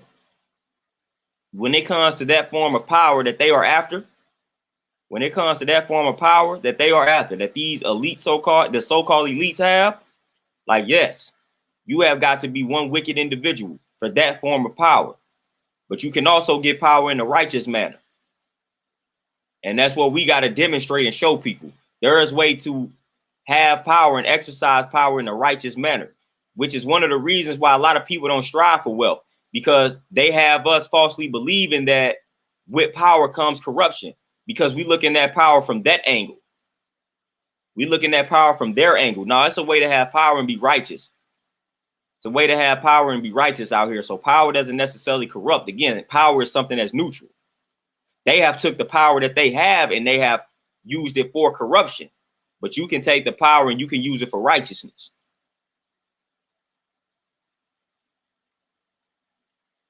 But we gotta stop tearing each other down. We gotta stop that. We have got to stop that just on the village. We gotta bring back that village mentality. We gotta bring back the village mentality. And a lot of us, again, we are opposed to this village mentality because we have accepted their viewpoint, their perspective. We have done that. Hence why every time I talk about protecting black women, I get opposition from black men and people and these black men not fully understanding and listening to what I'm actually saying in regards to protecting black women. So I get a lot of emotional responses from men every time I bring this up. So that lets me know we got a long way to go. Lets me know we got a long way to go. Every time I bring it up, again, I get opposition, a lot of resistance from black men. And it's like, even if I thoroughly define and describe what it is that I'm saying, they still miss key points of what I said. I can say things like, if the black woman is undeserving, and they miss that whole part. And they think I just said protect every black woman known to man, no matter how she treats you, etc., etc. I can say things like that, and they still misunderstand what I said. So we got a long way to go. We got a long way to go. We got a long way to go. Brothers, we got to stop getting overly emotional when it comes to the subject of black women. Like, we have got to really stop doing that. That shouldn't be a situation or a topic that leads to us becoming overly emotional. We got to stop doing that. We got to stop doing that. We got to stop seriously believing that every sister is one way out here. Got to stop believing that. Just like we get mad at, like I said, when they believe that all of us are one way. How you gonna get mad when they doing it and you doing the same thing? So come on, now you a hypocrite. You being contradictory. Magic Realms, way too quick to judge, man. Again, reading that book by its cover. No, you got to open that book up, man. You got to digest what's in that book. You got to absorb what's in that book. Don't just look at the cover and think you got the whole entire book figured out. Matter of fact, don't even just read the back of the book and think you got the entire book figured out. Read the actual book, chapter by chapter. That's when you figure out what the book is really about.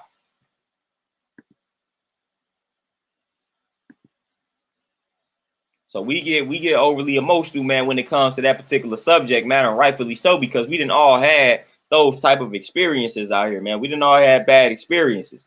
You done had bad experiences with some of the stores that you continue to go to. So you finna throw all them stores in the same box? You eat garbage fast food every day. You done had bad experiences a few times with McDonald's, but guess what? You finna still go to McDonald's though. You ain't finna say all McDonald's is trash because I had a bad experience at this McDonald's that was close to my house. Guess what? You just gonna stop going to that McDonald's.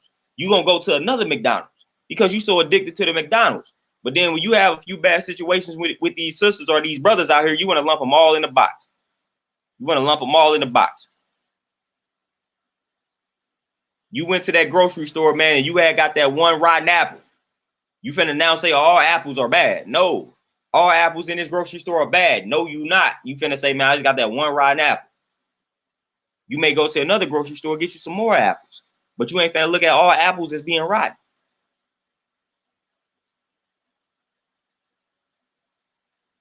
Oh, DJ Elmo, we definitely got to get the non-GMO seeds. Definitely got to value growing our own foods, man. That definitely, like I said, should always be the end goal. Should always be the end goal. And sprouting is definitely beneficial. Definitely.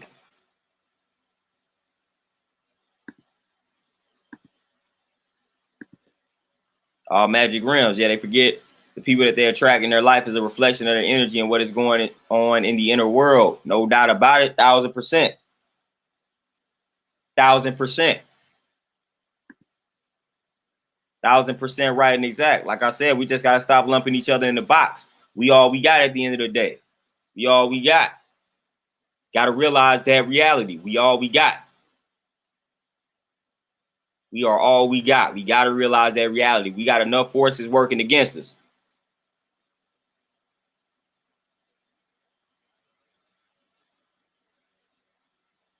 Antoinette, that's exact.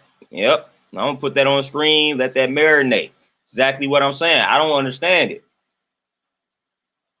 And I even have said, like some brothers prove my point. When I tell you we need to do a better job, or when I tell you that, okay, we need to protect black women, and you say, well, these black women, they only want thugs, boo boo boo. The only black women I'm protecting, my sister, mother, boo boo boo. I said, man, that's what I'm saying. You got black women in your family that you gonna protect. That's all I'm saying. Protect the black women, the ones that you feel are deserving. Because the ones that you feel are undeserving, it's gonna be some. Guess what? The ones that we feel are undeserving, guess what? They have men in their family that feel like they are deserving, so they gonna be protected by default.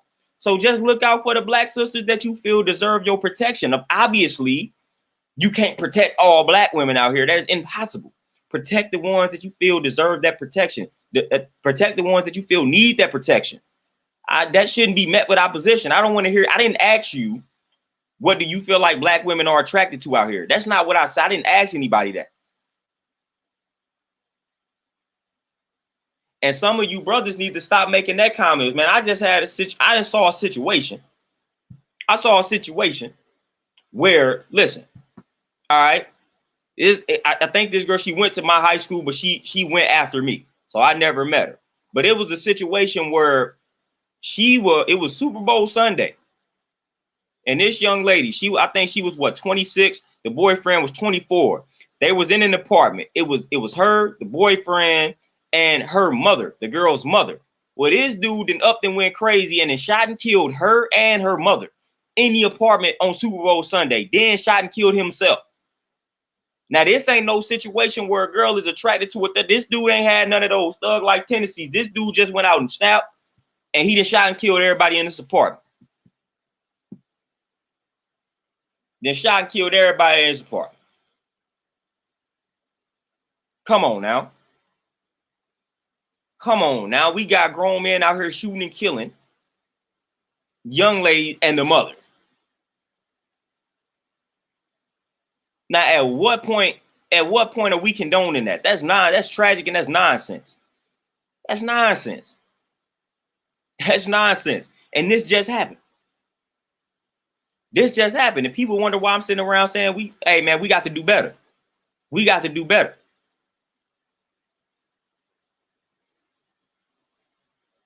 I mean, that's sick and that's tragic, man. That's sick and that's tragic. And then the crazy thing about it, the dude did this, right? He went live on Instagram while the mom, like, I didn't see the video, but again, I'm connected to the situation because I know folks that knows her because she went to the high school I went to. So apparently people that saw the video. Dude went live after he shot her and killed her. And while the moms was shot, so that they said the moms was in the background crying, like hollering and screaming. And the dude was on the IG live talking about he didn't mean to do this or whatever it was that he was saying. So he went live after shooting his girlfriend and the moms. He gets on social media and he goes live, showing people the dead body of the girl, man, just scarring people for life. So this is the type of stuff that we dealing with out here. This is why I got to make videos saying we got to do a better job in our treatment of black women, because things like this are happening to defenseless women. Defenseless women. He not only killed one, he killed two. He killed two. This is why I'm making the video like that, man. This is why I'm telling us we need to do a better job, because that's ridiculous. Marcus, what's going on with you? It's ridiculous. That's ridiculous, man. You done went crazy, shot the girlfriend and shot her mom. Killed them both. Killed them both. And instead of a lot of us admitting to we just need to do a better job, we acting like they deserve this. We acting like they deserve this merely because of who they chose to. Like, no, man. Nobody deserve. Don't no daughter and her mother deserve to be shot and killed in that fashion, man. Don't deserve that. Because I know they didn't shoot and kill anybody, so they don't deserve that.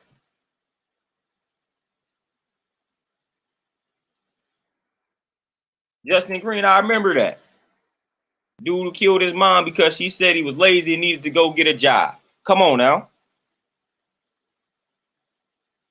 Come on now. Like, this is why videos are being made. Y'all out here focusing on talking about these chicks like these thugs and all this type of not, man. It's bigger than that, man. Bigger than that. The protection of black women is bigger than who y'all feel like they attracted to. It's a little bit bigger than that.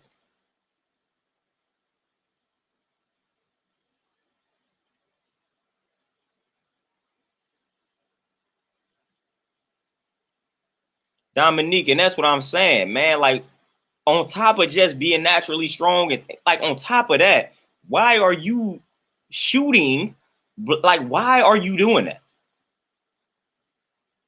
Look, I don't condone domestic violence, but man, I'd rather you just do that and take your L than shoot and kill them. Like, man, why are you reaching for the pistol on somebody who you like? Listen, like somebody who you stronger than. Like, that ain't even making any sense. You reaching a pistol, you shooting and killing them. Like, man, if you gotta opt for the lesser of two evils, I just opt for the domestic violence. If you feel like you can't walk away, man, don't pull out the pistol and start shooting and killing everybody. Man, they might can recover from the domestic abuse, but they can't come back to life after you done killed them. She already defenseless. If you start to physically abuse her, she already defenseless at that point. So she already gonna take an L. But now you want to get the gun out. Man, that's cowardly, man. That's soft, that's cowardly, that's just evil, that's wicked. At this point, sometimes I don't even be want to hear about mental illness, man. Some people out here just wicked evil. Some people out here just wicked and evil. Some people out here just wicked and evil, man. And that's just what they are. Some people out here just wicked and evil. Like, it sounds convenient a lot of times to start associating mental health to everything, but I don't believe everything is a situation where it's mental health, a mental health issue. Nah, some people just wicked and evil. That's just what some people are. Some people just do wicked and evil things, man. And sometimes it ain't got really nothing to do with a mental health issue. Some people just wicked and evil. That's just the nature of it.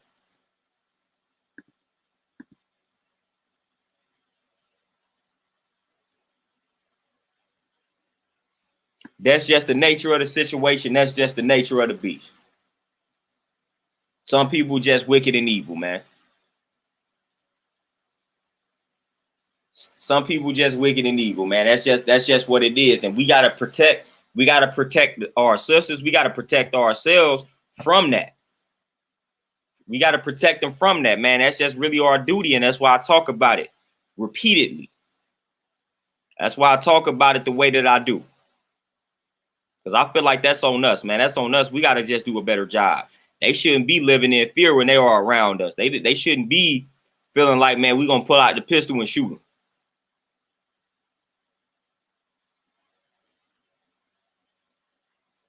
DJ Elmo, it's been real in the field, man. It's been getting really real in the field with these incidents, man. Like I said, a lot of stuff been happening. You ain't lied about that. Magic realms, martial arts, and self-defense, definitely important. Definitely.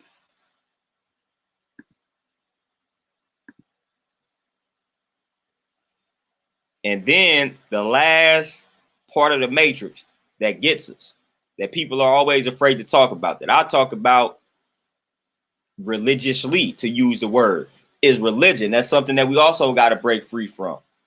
We also got to break free from that aspect of the matrix, man, because that aspect has a hold on us, and that aspect creates some very unnecessary division amongst the righteous people. Religion. Religion is something that we have got to break free from. Mainly the form of religion that they have given us. It's the form of religion that they have given us. I'm not telling you not to be religious, but it's a certain way to go about it. Honestly, like I said, I believe wholeheartedly that if you are black, you should gravitate towards a black organization, a black spiritual system. That makes sense to me. Why would you be clinging to something that is not by your people, for your people? Don't understand that.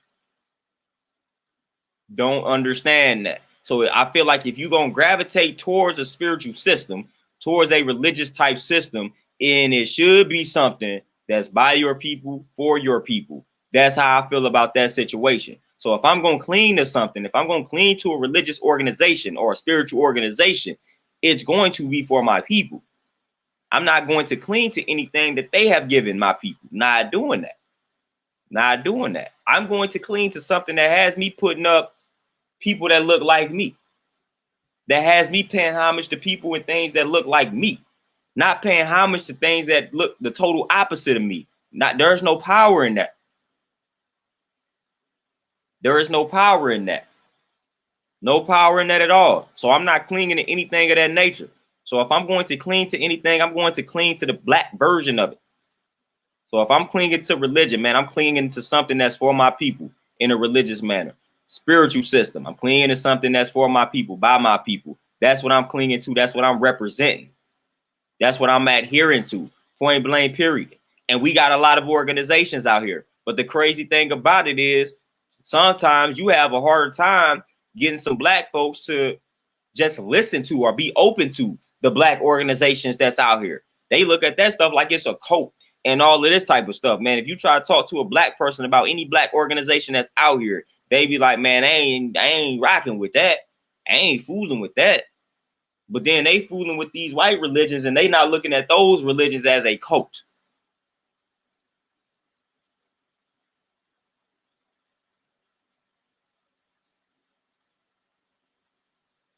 Dominique, 1,000%. I already know what you're going through with that.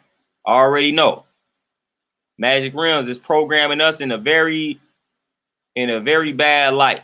Matter of fact, I was just on a channel today, and I just made a comment. I think it was Sanetta's channel, Black News 102, something like that, man. And somebody legitimately said in the comment section of one of his videos that he posted that a brother cannot, that a person, I'm gonna paraphrase it, like a person cannot be righteous if they not following any of if they not following the holy scriptures.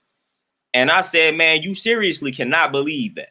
You seriously cannot believe that a person cannot be righteous if they not adhering to like a holy book. Seriously cannot believe that. And I left it at that. I ain't really want to get into an argument on that particular on the particular comments of that particular video. But I'm like, man, it's people that seriously still believe that a person cannot be righteous if they don't subscribe to a religion. I'm like, really? Like, you seriously believe that?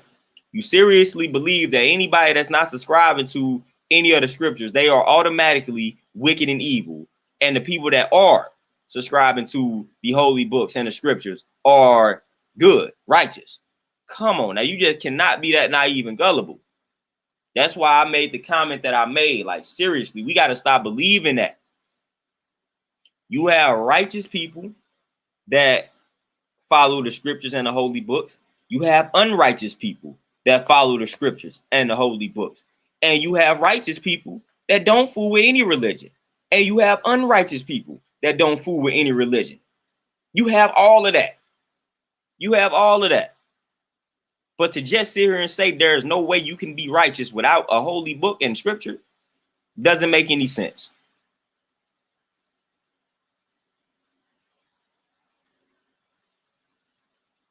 Oh, Magic Realms, I be seeing stuff like that everywhere that I go.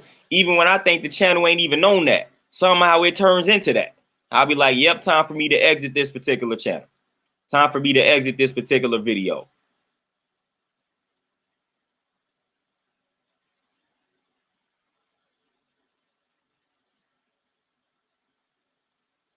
Oh, Dominique, no doubt. You had Nat Turner, who was who dealt with the Bible.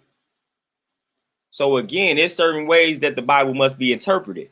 Hence, you can go find Hebrew Israelites, and they gonna decipher that Bible in a totally different light than what they done taught us to interpret it in.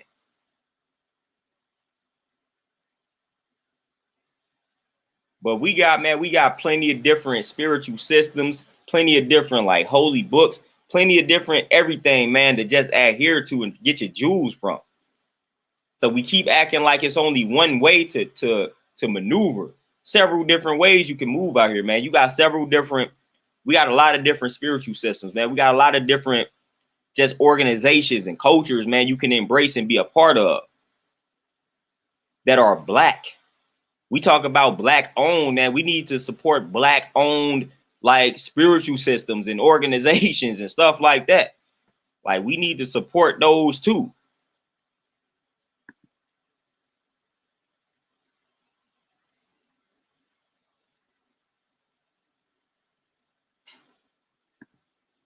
Yeah, Dominique, man, and I know brothers that don't read none of those and are righteous and are upstanding. Man, I know brothers from every walk of life. I know brothers that ain't religious at all, don't read nothing pertaining to religion, and are some very upstanding brothers. I know some Hebrew Israelites that's cool. I know some Moors that's cool. Obviously, I know some 5%ers that's cool. I know some Christians that's cool. I know some Baptists that's cool. And then I know people in all of those realms that's not cool.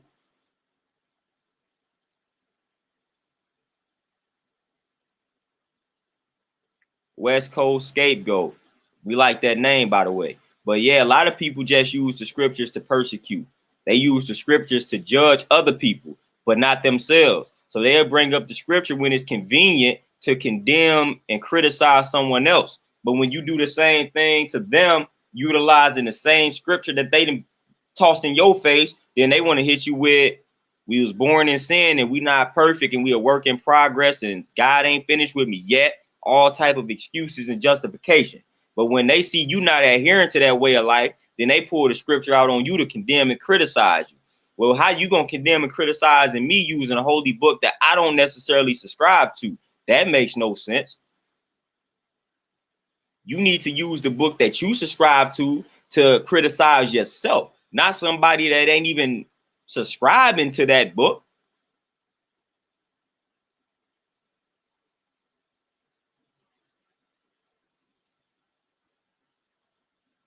So it's like, come on, man. If I tell you, okay, you telling me that since I'm not adhering to a religion, then this is what I'm destined for. Well, I'm telling you in this same holy book, it's telling you not to eat this, that, and the third, then you get in your feelings. I'm like, well, you shouldn't have brought that book up in my face. This same holy book is telling you not to celebrate a holiday that you celebrate religiously. Like, so don't get mad at me when I start pointing out what your book is telling you not to do, yet you continue to do it. And you just trying to point out one or two things that I'm doing that your book is telling me that I should do that I'm not doing. So I'm gonna point out a lot of different things that your book is telling you that you should be doing that you're not doing. So we don't even go there with me, man, because again, I got some knowledge on some of them holy books, man. So if you gonna come using that book to criticize my way of life, I'm gonna do the same thing. I'm gonna reciprocate that energy. So like I said, man, your holy book is telling you not to eat a lot of things that you tearing up. So don't use that book on me. It's telling you not to celebrate these days, like I said, man. It's telling you not to engage in certain acts that you continue to engage in. Come on now.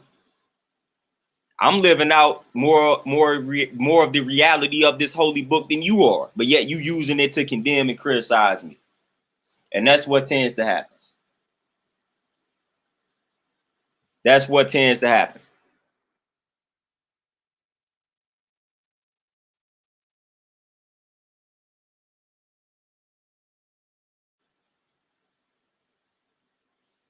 Yeah, Dominique, that's a scare tactic. It's fear.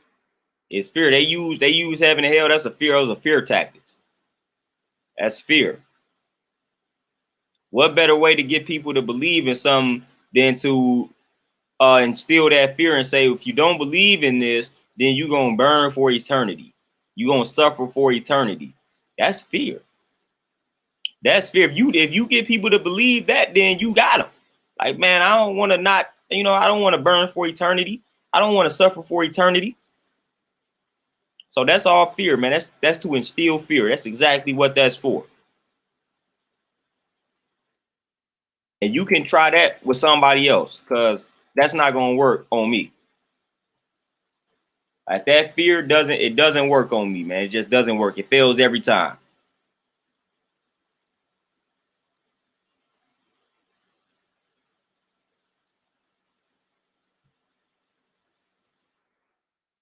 Yeah, Dominique, like I said, a lot of it are allegories, parables.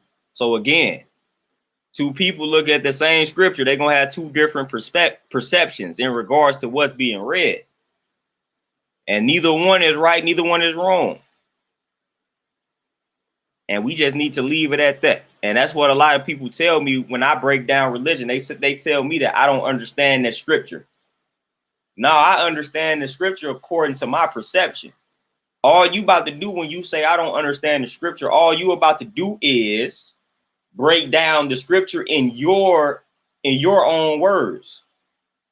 So if you able to do that, why can't I do it? Oh, because you got the label of pastor or preacher. Now I'm supposed to value your word, your perception over mine. You doing the same thing that I just did. You took a scripture, you broke it down in your own words based on how you see it. That's all I'm doing. So now you want to tell me my perception and how I see it, my outlook is incorrect, and you just finna give me your outlook, because there is no proper way to perceive and define and describe some of these scriptures.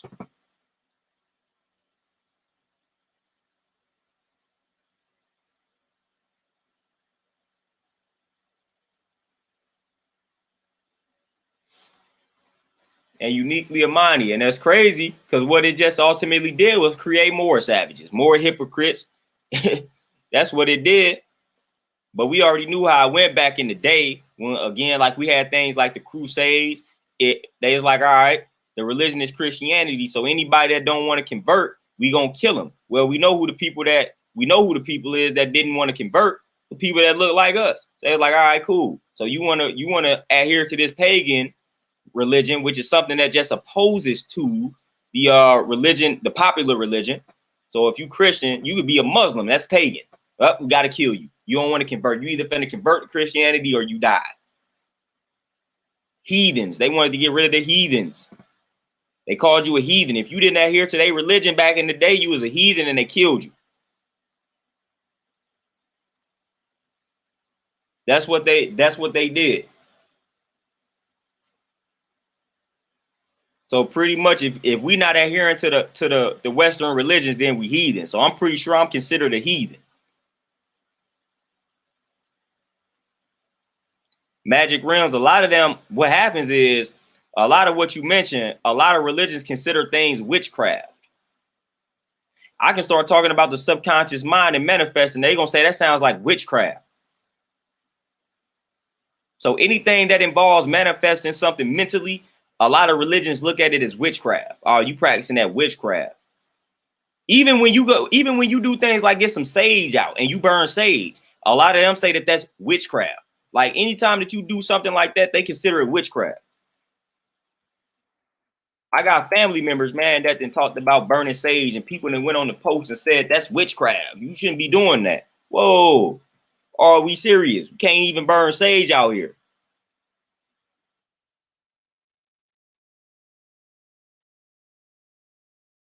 Oh, Nick, no doubt. That's what you listen.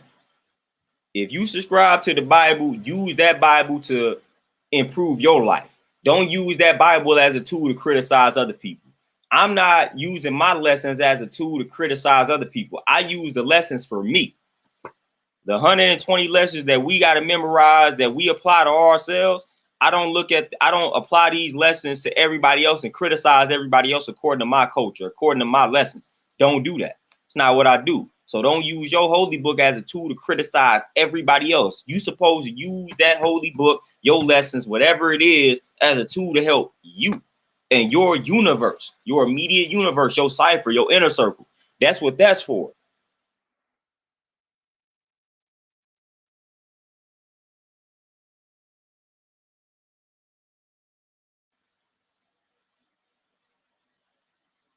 DJ Elmo, yeah, Jim Jones. You already know how that turned out.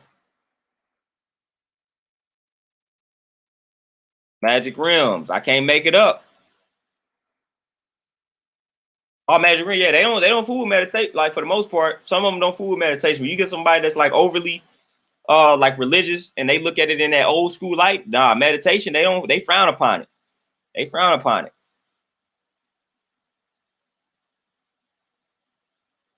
They frown upon it. And that's when things become sick, man. I'm glad that I'm open enough to be like, oh man, you do that, that's cool. You do that, that's what's up.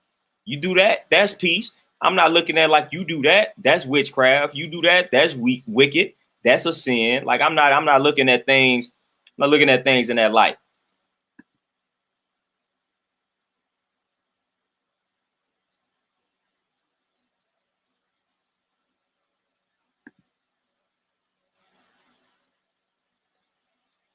Yeah, Dominique, I get called crazy.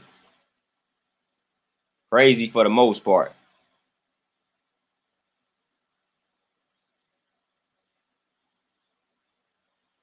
West Coast scapegoat. I ain't in no climate like that. I mean, it's cold over where I'm at and it's snowing. Like I had to cancel stuff this morning because of the snow, but man, negative 32. No, sir. Not in anything like that. Don't want to be.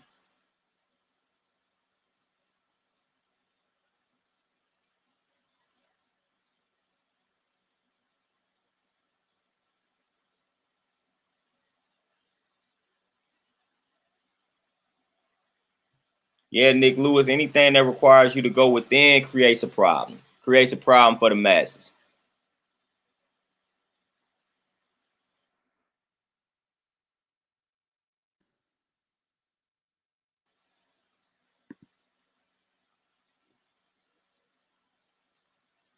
But with that being said, y'all, man, I gotta tune out for the day, man. I didn't exceeded my time, man. This was a good build, though. It's a good convo, good dialogue. But I gotta chill out, man, before I probably attempt to head out to this gym for the evening. See how it is outside, man. See if they done cleaned it up out here. Before I answer that, D, listen, we can thrive in anything, man, but for the most part, nah, I ain't rocking with the cold weather. But I feel like we can adapt and adjust to anything if we have to. Hence how we able to be in some of these cold climates. We may not like it, but we doing what we got to do. But if you ask me preference, no, I don't rock with the cold. I prefer to be somewhere else. Prefer to be in a warmer climate. But we can adapt and adjust any and everywhere, man. We're going to find a way to make it work no matter where we at. We're going to find a way to make it work no matter where we at, man. But just off of preference, man, based off of where we originated from, nah, cold, no. You can keep that cold. Keep that cold, man. Put us closer to the equator. I'm good, man. I can't stand the cold. I can't stand the snow. Y'all already know that, though. I can't stand it. But yeah, I had to tap into that real quick because that's important because D already know I don't like that cold. Anytime I see anything pertaining to cold weather, I got to speak on it because I can't stand the cold. Me and the cold have problems. But with that being said, y'all, man, I'm gonna go ahead and exit for the day, man, and get some things situated around here, man. Y'all be easy out here. I'm gonna tune in and tap in with y'all tomorrow. So y'all stay easy out here, man. Y'all stay peaceful. I'm out, y'all. Peace.